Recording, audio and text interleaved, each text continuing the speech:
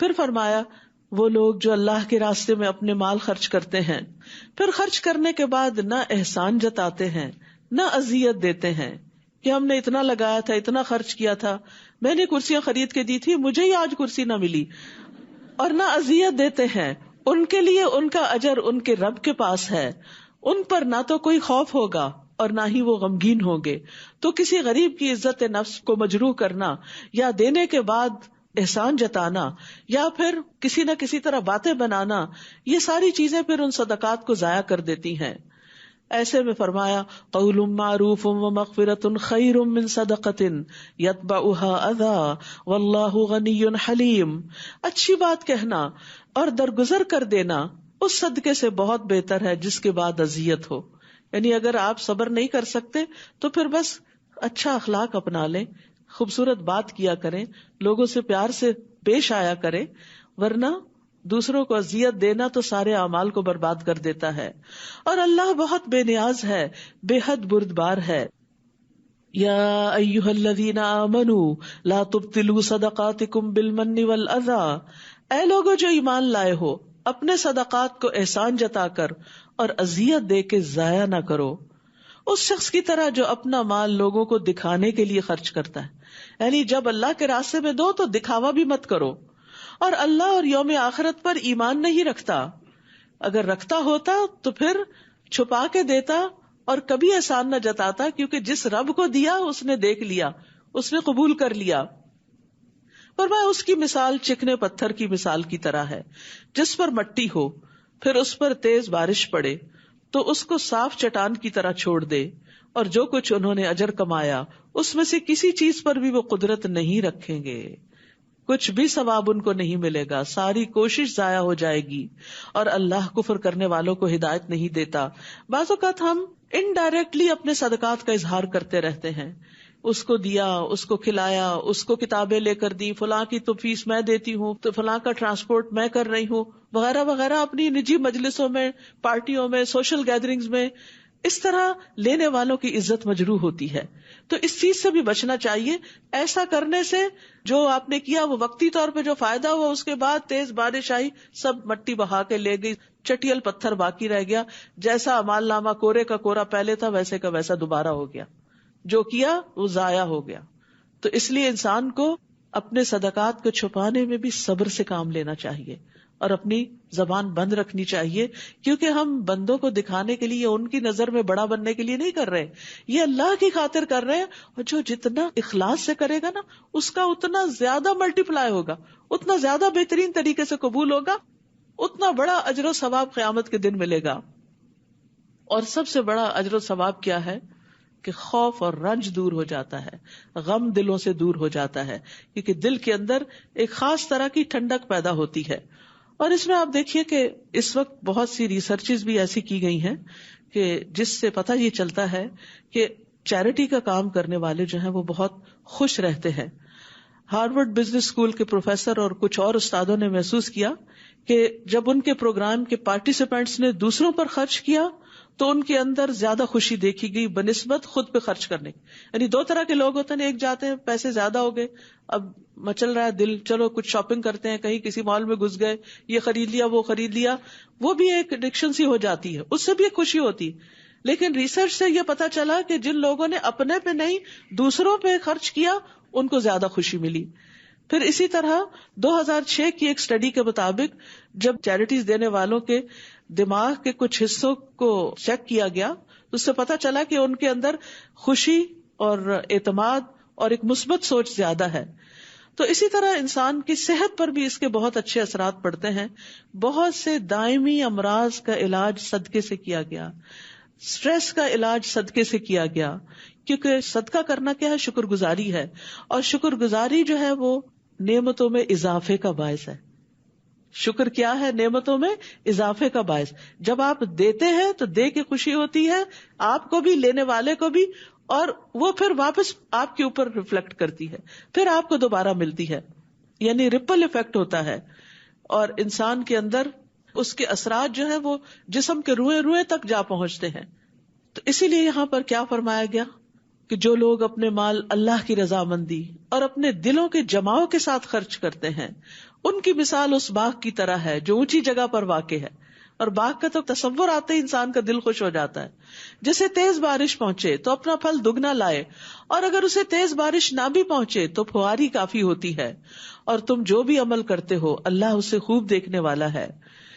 یعنی جب انسان دل کی خوشی سے زکوٰۃ دیتا ہے یا صدقات دیتا ہے تو وہ ایمان کی حلاوت پاتا ہے.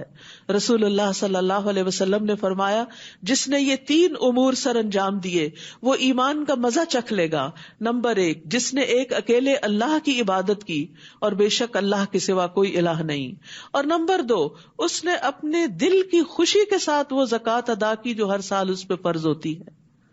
نمبر 3، نیز زکوٰۃ میں بہت بوڑھا، بیمار، مریض اور گھٹیا جانور نہیں دیا، لیکن اپنے مال سے معتدل اور متوسط چیز دی، کیونکہ اللہ نے تم سے نہ بہت بہتر چیز کا مطالبہ کیا اور نہ تمہیں گھٹیا چیز دینے کا حکم دیا. تو ایسا شخص جو ہے وہ ایمان کی حلاوت پا لے گا کہ جو اللہ کی رضا کے لیے مال دیتا ہے، خواہ وہ زکوٰۃ ہی کیوں نہ دے رہا ہو.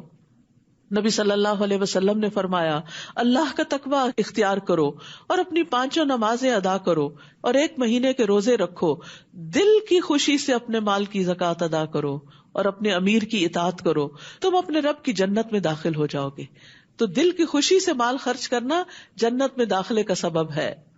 کیا تم میں سے کوئی یہ چاہتا ہے کہ اس کا کھجوروں اور انگوروں کا ایک باغ ہو جس کے نیچے نہریں بہتی ہوں، اس کے لیے اس میں ہر طرح کے پھل ہوں، اور اس حال میں اس کو بڑھاپا آ پہنچے اور اس کے چھوٹے چھوٹے بچے ابھی کمزور ہوں تو اچانک اس باغ پر ایک بگولا آ پڑے جس میں آگ بھری ہو تو وہ جل کر راکھ ہو جائے؟ اسی طرح اللہ تمہارے لیے نشانیاں کھول کر بیان کرتا ہے تاکہ تم غور و فکر کرو. یہ اس شخص کی مثال ہے جس نے ساری زندگی محنت کی، بہت کچھ کمایا، انویسٹ کیا، لیکن آخر میں وہ سارے کا سارا ختم ہو کر رہ گیا. یعنی جو لوگ بظاہر بڑے بڑے کام کرتے ہیں، بڑی شہرت بھی ہو جاتی ہے کہ اتنے زیادہ سخی ہیں اور اتنے زیادہ دینے والے ہیں، لیکن نیت خراب تھی، تو قیامت کے دن جب ان کو سب سے زیادہ ضرورت ہوگی اس اجر و ثواب کی تو وہ سب کچھ ضائع ہو چکا ہوگا. تو اس لیے انسان کو دینا چاہیے، اللہ کے لیے دینا چاہیے، نیت کی خوبی اخلاص کے ساتھ دینا چاہیے، اور دکھاوے اور اذیت سے پرہیز کرنا چاہیے، احسان جتانے سے پرہیز کرنا چاہیے. اے لوگو جو ایمان لائے ہو، ان پاکیزہ چیزوں میں سے خرچ کرو جو تم نے کمائی ہیں. ایک اور چیز بتا دی گئی کہ دیتے ہوئے پاکیزہ مال خرچ کرو، حلال مال خرچ کرو، دیکھنے میں بھی اچھی چیز ہو. اور جو ہم نے تمہارے لیے زمین سے نکالی ہیں، یعنی کھانے پینے کی چیزیں، وہ بھی اللہ کے راستے میں دو. اور جو تم خرچ کرتے ہو اس میں سے خراب چیز دینے کا ارادہ نہ کرو جبکہ تم خود اس کو لینے والے نہیں، مگر یہ کہ تم اس بارے میں چشم پوشی کر جاؤ. اور جان لو کہ بے شک اللہ بہت بے نیاز ہے، بہت تعریف والا ہے. شیطان تمہیں محتاجی سے ڈراتا ہے کہ تمہارا کیا بنے گا اگر تم نے دوسروں پہ خرچ کر دیا، اور بے حیائی یعنی بخل کا حکم دیتا ہے. اور اللہ تم سے اپنی بخشش اور فضل کا وعدہ کرتا ہے، اور اللہ وسعت والا ہے، خوب جاننے والا ہے. یؤتی الحکمت من یشاء ومن یؤت الحکمت فقد اوتی خیرا کثیرا وما یذکر الا اولو الالباب. وہ جس کو چاہتا ہے حکمت عطا کرتا ہے، اور جس کو حکمت عطا کی گئی تو یقیناً اسے بہت زیادہ خیر سے نوازا گیا، اور نصیحت تو وہی قبول کرتے ہیں جو عقل والے ہیں. حکمت کیا چیز ہے؟ جو مل جائے تو خیر کثیر مل گئی. ابن عباس کہتے ہیں اس سے مراد قرآن میں سمجھ بوجھ ہے، بہت بڑی دولت ہے یہ. پھر دین کا علم ہے، نبوت بھی اس سے مراد لی گئی، اللہ کی خشیت کہ جس کو اللہ کا خوف لگ جائے، درست بات تک جا پہنچنا. پھر اسی طرح عقل اور سمجھ، دین و دنیا کی اصلاح، یہ سب چیزیں وہ ہیں کہ جو حکمت سے تعلق رکھتی ہیں. کیونکہ جب انسان کے اندر عقل اور بصیرت آ جاتی ہے، حکمت آ جاتی ہے، اور ساتھ مال بھی مل جاتا ہے، تو پھر اس کو یہ سمجھ آ جاتی ہے کہ آخرت کے اعتبار سے بہترین انویسٹمنٹ کیا ہے، مجھے کہاں خرچ کرنا چاہیے، کس کو دینا چاہیے، کس جگہ لگانا چاہیے. پھر وہ یہ نہیں دیکھتا کہ مجھے دنیاوی اعتبار سے کہاں سے تعریف ملے گی، اکنالجمنٹ ملے گی، رسید ملے گی، کیا ملے گا. نہیں، وہ یہ دیکھتا ہے کہ مجھے کہاں سے آخرت کا اجر زیادہ ملے گا، میرا صدقہ کہاں زیادہ ملٹی پلائی ہوگا. اسی طرح یہ صرف صدقے کے بارے میں نہیں، حکمت کا تعلق تو پوری زندگی سے ہے. اور حکمت کے عمومی معنی کیے جاتے ہیں رائٹ ٹائم پہ رائٹ ڈیسیژن کرنا، کہ انسان اپنی صبح سے لے کے شام تک جو بھی کام کرتا ہے ان کے بارے میں صحیح ڈیسیژن لے، تاکہ وہ اپنی اس زندگی کو صحیح معنوں میں اپنی آخرت کے لیے انویسٹ کر سکے، اپنے ہر لمحے سے اپنی آخرت کما سکے. عقل مند کون ہے؟ جو اپنے ہر لمحے سے اپنی آخرت کماتا ہے، چاہے وہ دنیا کا بھی کام کر رہا ہوتا ہے لیکن اس میں بھی وہ آخرت کا فائدہ ڈھونڈ رہا ہوتا ہے. اور ہمارا حال یہ ہے کہ ہم آخرت کے لیے کام کر رہے ہوتے ہیں اور اس میں بھی دنیا کے فائدے ڈھونڈ رہے ہوتے ہیں کہ اس کے بدلے مجھے دنیا میں کیا ملے گا. سوچ بدل لیجئے، دوسری طرح سوچنا شروع کر دیجئے کہ دنیا کا کام کرتے ہوئے بھی کیا سوچنا ہے، آخرت میں اس کے بدلے کیا ملے گا.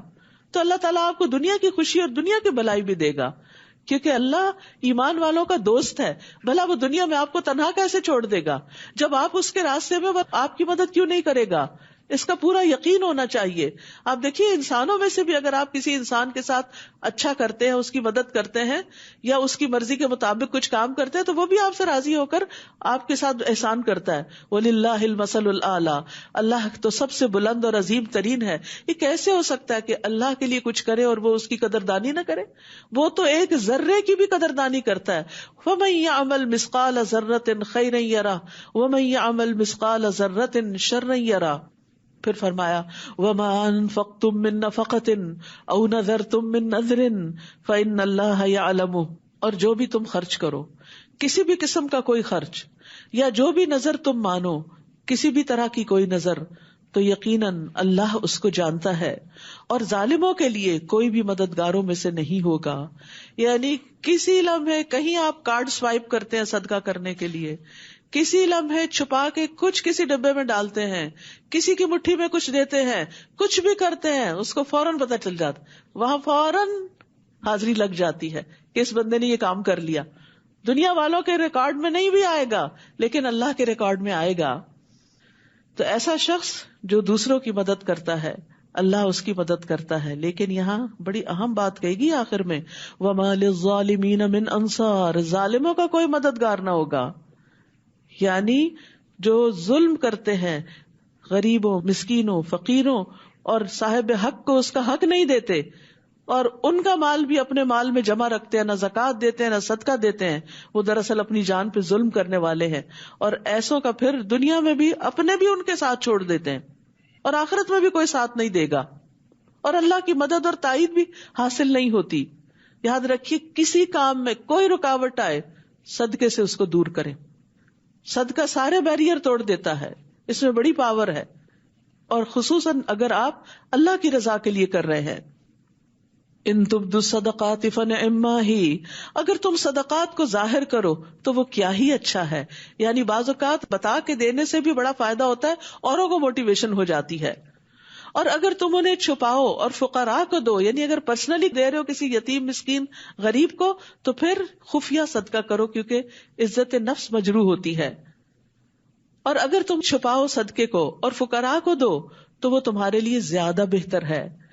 اور ویسے بھی خفیہ صدقہ جو ہے وہ ظاہری صدقے سے افضل ہوتا ہے، اور اس کے بدلے وہ تم سے تمہاری برائیوں کو دور کر دے گا. جس کو اپنے گناہوں کا خوف ہو وہ صدقہ کرنا شروع کر دے، اس کے نامہ اعمال سے اس کے گناہ مٹنے لگیں گے، اس کے گناہوں کی آگ جو بھڑک رہی ہے وہ ٹھنڈی ہونے لگے گی، اس کے حالات سنورنے لگیں گے. اور جو بھی تم عمل کرتے ہو اللہ اس سے خوب باخبر ہے، اللہ کو سب پتہ چل جاتا ہے. ان کو ہدایت دینا آپ کے ذمہ نہیں، لیکن اللہ جسے چاہتا ہے ہدایت دیتا ہے. اور مال میں سے جو بھی تم خرچ کرو گے، جو بھی چھوٹا بڑا، کوائنز، کیش، فوڈ، کپڑا، کسی بھی قسم کی کوئی چیز جو کسی کی ضرورت کی ہو، اور خاص طور پر دین کے کام میں کسی چیز کی ضرورت ہو، وہ سب تمہارے اپنے ہی فائدے کے لیے. اس وقت وہ سب لوگ مجھے یاد آ رہے ہیں جنہوں نے یہ بلڈنگ خریدی تھی مل کے، اور آج ہم اس چھت کے نیچے بیٹھ کر اللہ کا کلام پڑھ رہے ہیں، سن رہے ہیں، اور ہمارے دلوں کو ایک گرمائش مل رہی ہے. وہ سب اس کے اجر میں شریک ہیں کیونکہ ان کی بدولت ایک نیکی کا کام آگے بڑھ رہا ہے. اگر یہ چھت نہ ہو تو ہم کہاں بیٹھ کے کریں گے یہ کام. پھر فرمایا اور مال میں سے جو بھی تم خرچ کرو گے تو وہ تمہاری اپنی ذات کے فائدے کے لیے ہے. یعنی کسی اور کو تو آپ دے ہی رہے ہو لیکن اصل میں آپ کے نامہ اعمال میں جمع ہو رہا ہے.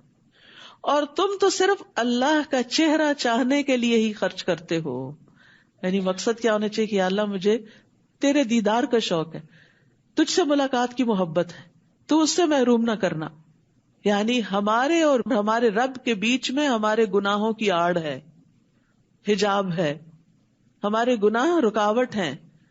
تو جب ہم صدقات کرتے ہیں تو گناہ ہٹنے لگتے ہیں، اور ہٹتے ہٹتے جب اسی حال میں انشاءاللہ دنیا سے جائیں گے تو قیامت کے دن اور آخرت میں جنت میں اللہ سبحانہ وتعالیٰ اپنی رحمت سے ایسے لوگوں کو اپنا دیدار کروائے گا. اور جو بھی تم مال میں سے خرچ کرو گے تو وہ تمہیں پورا پورا واپس دے دیا جائے گا. اللہ اکبر. اللہ کو ضرورت نہیں، بظاہر لگ رہا ہے کہیں گم رہا ہے، کہیں جا رہا ہے، یہ تو تمہارا ہی جمع ہوا ہے. آپ دیکھیے جب ہم پیسے لے کے جاتے ہیں نا بینک میں جمع کرانے کے لیے، بڑے کانفیڈنٹ فیل کرتے ہیں اب ہمارے اتنے ہو گئے.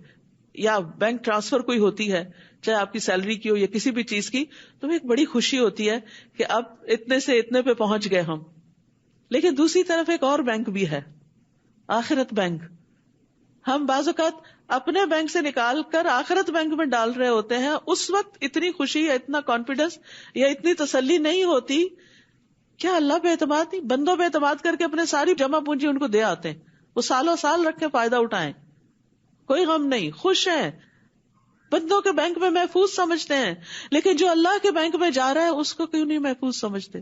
وہ تو کئی گنا زیادہ ملٹی پلائی ہونے والا ہے، وہ تو سب سے زیادہ محفوظ ہے. کتنا خوبصورت ہے یہ جملہ، وَمَا تُنْفِقُوا مِنْ خَيْرٍ يُوَفَّ إِلَيْكُمْ. جو بھی خیر میں سے، مال میں سے کچھ بھی خرچ کرو گے پورا پورا واپس مل جائے گا. پھر آخرت میں جب چاہو گے کیش کرو گے اس کو، اور کس طرح ملے گا تم سوچ بھی نہیں سکتے. اور تم ظلم نہ کیے جاؤ گے. کیسے کیسے وعدے ہیں اللہ کے، اگر ان وعدوں پر یقین ہو تو ہمیں اللہ کے راستے میں دینے میں کچھ مشکل نہ ہو. لیکن اصل چیز کیا ہے؟ خرچ کرنے میں اخلاص ہونا چاہیے. رسول اللہ صلی اللہ علیہ وسلم نے فرمایا بے شک اللہ صرف وہ عمل قبول کرتا ہے جو خالص اسی کے لیے ہو. وہ برکت بھی اسی میں ہوتی ہے، اصل میں تھوڑے میں بھی زیادہ ہو جاتی ہے، اور اس کے کرنے سے اسی کا چہرہ مقصود ہو. الذی یؤتی مالہ یتزکا وما لأحد عنده من نعمۃ تجزا الا ابتغاء وجہ ربہ الاعلی ولسوف یرضی. جو اپنا مال اس لیے دیتا ہے کہ گناہوں سے پاک ہو جائے، غلطیوں سے پاک ہو جائے، حالانکہ اس کے ہاں کسی کا کوئی احسان نہیں، وہ احسان کے بدلے کے طور پہ نہیں دے رہا کہ اس کا بدلہ دیا جائے، مگر وہ تو صرف اپنے اس رب کا چہرہ طلب کرنے کے لیے دیتا ہے جو سب سے بلند ہے، اور یقیناً ان قریب وہ ضرور راضی ہو جائے گا. یعنی دینے والوں سے اللہ راضی ہو جائے گا. ہم سب چاہتے ہیں اللہ ہم سے راضی ہو جائے، تو اس کا طریقہ بتا دیا گیا کہ وہ کیسے راضی ہوتا ہے.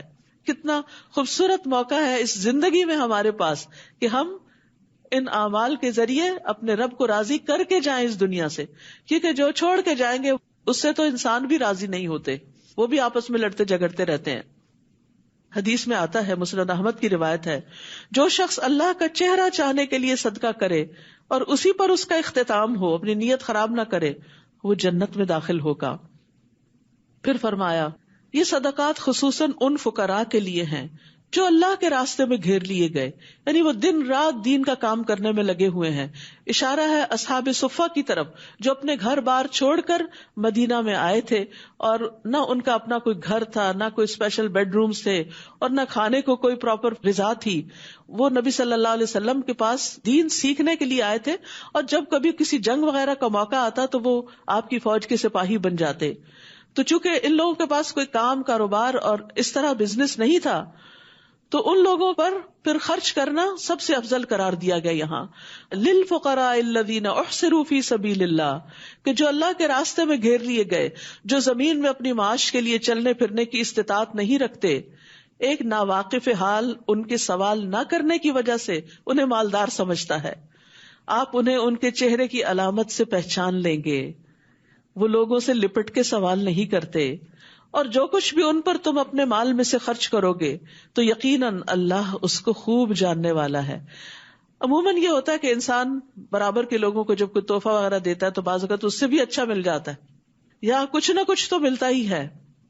انسان اپنے رشتے داروں کو دیتا ہے، کسی تقریب کے موقع پر واپس پلٹ آتا ہے. لیکن جب انسان ایسے لوگوں پہ خرچ کرتا ہے جن کے پاس ہوتا کچھ نہیں، وہ دولت کمانے کے قابل نہیں ہوتے تو وہاں سے واپس کچھ آنے کی امید نہیں ہوتی نا. تو وہ انسان صرف اور صرف اللہ ہی کے لیے دے رہا ہوتا ہے. تو فرمایا کہ ان پہ جو کچھ خرچ کرو گے تو یقیناً اللہ اس کو خوب جانتا ہے, اللہ تمہیں اس کا بدلہ دے گا. پھر فرمایا الذین ينفقون اموالهم باللیل والنہار سرا وعلانیہ فلہم اجرہم عند ربہم ولا خوف علیہم ولا ہم یحزنون. وہ لوگ جو اپنے مال رات اور دن چھپے اور کھلے خرچ کرتے ہیں, رات کو بھی کرتے ہیں دن کو بھی کرتے ہیں. آ رہا ہے رمضان تو ہر رات تراویحوں کے لیے مسجد جائیں گے تو رات کو بھی ضرور کیجئے, یعنی اس آیت پر عمل کر لیجئے رمضان میں. اور چھپے اور کھلے, کبھی سامنے اور کبھی چھپا کے, تو ان کے لیے ان کا اجر ان کے رب کے پاس محفوظ ہے اور ان پر نہ کوئی خوف ہوگا اور نہ ہی وہ غمگین ہوں گے. تو انفاق فی سبیل اللہ کے بارے میں یہ آخری آیت تھی اس کانٹیکسٹ میں کہ صدقات رنج و غم کا علاج ہیں, ڈپریشن کا علاج ہیں, چاہے تھوڑا تھوڑا ہی انسان کیوں نہ کرتا رہے. الذین یأکلون الربا لا یقومون الا کما یقوم الذی یتخبطہ الشیطان من المس. وہ لوگ جو سود کھاتے ہیں وہ قیامت کے دن کھڑے نہ ہو سکیں گے. ایک طرف صدقات دینے والے اور دوسری طرف ان کے مقابلے میں سود کھانے والے, یعنی جو کسی ضرورت مند کی ضرورت پر اس کو قرضہ دیتے ہیں اور پھر جتنا دیتے ہیں اس سے بڑھا کے واپس لیتے ہیں, وہ قیامت کے دن کھڑے نہ ہو سکیں گے مگر جس طرح وہ کھڑا ہوتا ہے جسے شیطان نے چھو کر خپتی بنا دیا ہو. یہ سزا اس وجہ سے ہے کہ وہ کہتے ہیں کہ بے شک تجارت بھی سود ہی کی طرح ہے, حالانکہ تجارت کو اللہ نے حلال کیا اور سود کو حرام. تو جس کے پاس اس کے رب کی طرف سے کوئی نصیحت آ جائے اور وہ آئندہ کے لیے باز آ گیا تو جو وہ پہلے لے چکا وہ اسی کا ہوا اور اس کا معاملہ اللہ کے سپرد ہے. اور جو کوئی سود کی طرف دوبارہ لوٹ آئے تو یہی لوگ آگ کے ساتھی ہیں. سود کی طرف لوٹنا آگ میں جانے کے برابر ہے اور وہ اس میں ہمیشہ رہنے والے ہیں. سود کا لین دین ایک ناقابل معافی گناہ ہے. رسول اللہ صلی اللہ علیہ وسلم نے فرمایا ایسے گناہوں سے بچو جو معاف نہیں کیے جاتے. ایک روایت میں فرمایا جن گناہوں کا کفارہ نہیں ہوتا. جس نے کسی چیز میں خیانت کی قیامت کے دن اسے اس کے ہمراہ لایا جائے گا. اور سود کھانے والے کے بارے میں ہے کہ جس نے سود کھایا وہ اس کی وجہ سے قیامت کے دن دیوانہ اور بدحواس اٹھے گا. جس طرح قرآن مجید میں آتا ہے کہ وہ اس طرح کھڑے ہوں گے قیامت کے دن جیسے کوئی جن پوزیس کر لے کسی کو اور وہ بندہ ہوش و حواس کھو بیٹھے. رسول اللہ صلی اللہ علیہ وسلم نے فرمایا سود کھانے والے, اس کے کھلانے والے, اس کی گواہی دینے والے, اس کا معاملہ لکھنے والے سب پر لعنت فرمائی. سود سے منسلک ہر شخص گناہ میں برابر کا شریک ہوتا ہے. رسول اللہ صلی اللہ علیہ وسلم نے فرمایا سود کے 72 دروازے ہیں, سب سے کم درجے کا گناہ آدمی کا اپنی ماں سے زنا کرنے کے برابر ہے. یمحق اللہ الربا ویربی الصدقات واللہ لا يحب كل کفار اثیم. اللہ سود کو مٹاتا ہے اور صدقات کو بڑھاتا ہے اور اللہ کسی سخت ناشکرے بہت گناہگار سے محبت نہیں کرتا. یعنی سود کا لین دین کرو گے تو اللہ کی محبت سے محروم ہو جاؤ گے. ابن عباس کہتے ہیں کہ اس آیت کا مطلب یہ ہے کہ اللہ سود خار کا نہ صدقہ قبول کرتا ہے, نہ جہاد, نہ حج, نہ اس کی صلہ رحمی قبول کرتا ہے. اس کے برعکس جو صدقات دیتا ہے تو اللہ اس میں برکت ڈالتا ہے اور دنیا اور آخرت میں اس کو کئی گنا بڑھا دیتا ہے. اور اللہ ہر اس شخص سے محبت نہیں کرتا جو سود کے حرام ہونے کا انکار کرتا ہو یا اسیم جو سود کھا کر گناہ میں پڑنے والا ہو. رسول اللہ صلی اللہ علیہ وسلم نے فرمایا جو شخص سود کے ذریعے مال میں اضافہ کرے گا اس کے کام کا انجام مال کی قلت ہوگا, یعنی اس کو پورا نہیں پڑے گا. رسول اللہ صلی اللہ علیہ وسلم نے فرمایا جس نے حرام مال کمایا پھر اس سے غلام وغیرہ آزاد کیا اور اس سے رشتہ داروں کو دیا تو وہ اس پر باعث گناہ ہوگا. یعنی حرام مال صدقہ کرنے سے ثواب کی بجائے الٹا گناہ ہوتا ہے. ان الذین آمنوا وعملوا الصالحات, بے شک جو لوگ ایمان لائے اور انہوں نے نیک اعمال کیے اور نماز قائم کی اور زکوٰۃ ادا کی ان کے لیے ان کا اجر ان کے رب کے پاس ہے, ان پر نہ کوئی خوف ہوگا اور نہ ہی وہ غمگین ہوں گے. اے لوگو جو ایمان لائے ہو اللہ سے ڈرو اور سود میں سے جو لوگوں کے ذمے باقی رہ گیا ہو اسے چھوڑ دو اگر تم واقعی مومن ہو، اور اگر تم ایسا نہیں کرتے تو اللہ اور اس کے رسول کی طرف سے اعلان جنگ سن لو، اور اگر تم توبہ کر لو تو تمہارے لیے صرف تمہارے اصل مال ہیں، نہ تم ظلم کرو نہ ظلم کیے جاؤ، اور اگر وہ مقروض تنگ دست ہو تو اسے آسانی تک مہلت دینا ہے، اور اگر تم اصل قرض صدقہ کر دو تو وہ تمہارے لیے اور بہتر ہے اگر تم جانتے ہو۔ واتقوا یوما ترجعون فیہ الی اللہ، اور اس دن سے ڈرو جب تم اللہ کی طرف لوٹائے جاؤ گے۔ ایک دن دنیا سے جانا ہے، دنیا کا عیش و عشرت چھوڑنا پڑے گا اور اللہ کے حضور حاضر ہونا ہوگا، پھر ہر شخص کو جو اس نے کمایا پورا پورا بدلہ دے دیا جائے گا اور وہ ظلم نہ کیے جائیں گے۔ سورۃ البقرہ اس لحاظ سے بھی بڑی اہم ہے کہ اس میں قرآن مجید کی سب سے عظیم آیت آیت الکرسی ہے اور سب سے طویل آیت آیت دین ہے۔ یا ایھا الذین آمنوا اذا تداینتم بدین الی اجل مسمی فاکتبوہ، اے لوگو جو ایمان لائے ہو جب تم ایک وقت مقرر تک کے لیے آپس میں قرض کا لین دین کرو تو اسے لکھ لیا کرو۔ اور یہ لکھنا صرف غیروں کو دینے کے لیے نہیں، رشتہ داروں کو بھی جب دو لو تو اسے لکھا کرو، کیونکہ سب سے زیادہ جو لڑائی جھگڑے فتنے فساد خاندانوں کے اندر گھرانوں کے اندر ہوتے ہیں اور ایک دوسرے کے ساتھ دھوکہ دہی ہوتی ہے وہ مالی معاملات میں ہوتی ہے، اس لیے اس چیز کے بارے میں بہت محتاط رہنے کی ضرورت ہے۔ اور چاہیے کہ تمہارے درمیان ایک لکھنے والا عدل کے ساتھ لکھے، اور لکھنے والے کو لکھنے سے انکار نہیں کرنا چاہیے، جیسا کہ اللہ نے اسے سکھایا اس کا شکر ادا کرے اور دوسروں کی مدد کرے۔ تو اس کو بغیر کسی عذر کے لکھنا چاہیے، اور املا اس شخص کو کروانی چاہیے جس کے ذمہ حق یعنی قرض ہو، اور اسے اللہ سے ڈرنا چاہیے جو اس کا رب ہے اور اس میں سے کسی بھی چیز کی کمی نہ کرے۔ پھر اگر وہ شخص جس کے ذمہ حق یعنی قرض ہو وہ ناسمجھ ہو یا کمزور ہو یا املا کروانے کی خود استطاعت نہ رکھتا ہو تو اس کا ولی عدل کے ساتھ املا کروائے، اور اپنے مسلمان مردوں میں سے 2 کو گواہ بنا لو۔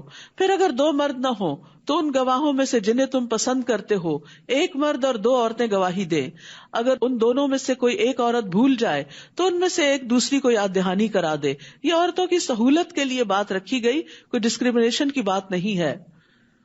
اور گواہ جب گواہی دینے کے لیے بلائے جائیں تو وہ انکار نہ کریں، اور قرض چھوٹا ہو یا بڑا اس کے مقرر وقت تک کے لیے اس کی دستاویز لکھنے میں تم سستی نہ کرو، لکھت پڑھت کرو، ورنہ جھگڑے ہوں گے، فساد ہوں گے، خون ریزیاں ہوں گی، قطع تعلقی ہوگی، زندگی جہنم بن جائے گی، کیونکہ اللہ کے حکم کی نافرمانی جو کی دنیا میں بھی خسارہ ہوگا، اور پھر اس کے نتیجے میں جو گناہ کرو گے اس میں بھی پکڑ ہوگی۔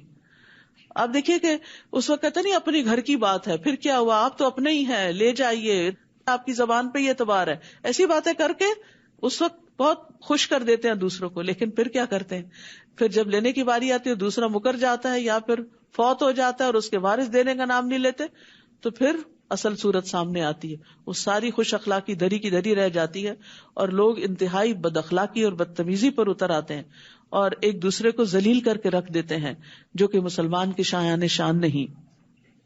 یہ لکھنا اللہ کے نزدیک زیادہ انصاف والا ہے، یعنی اللہ کو پسند ہے یہ لکھنا، اور گواہی دینے کے لیے زیادہ درست ہے اور زیادہ قریب ہے کہ تم فریقین شک میں نہ پڑو، کیونکہ بعض اوقات فگرز مکس اپ ہو جاتے ہیں۔ مگر یہ کہ نقد تجارت ہو، یعنی پیسے دیے چیز اٹھائی، اس کو نہیں بھی لکھے کوئی بات نہیں، لیکن اب تو اس کو بھی لکھا جاتا ہے، رسیٹ دی جاتی ہے آپ کو کہ اگر آپ نے واپس کرنا ہو یا کوئی بھی کمی بیشی ہو یا اس کی جمع تفریق میں کچھ حساب کتاب میں فرق ہو تو شک دور ہو جائے۔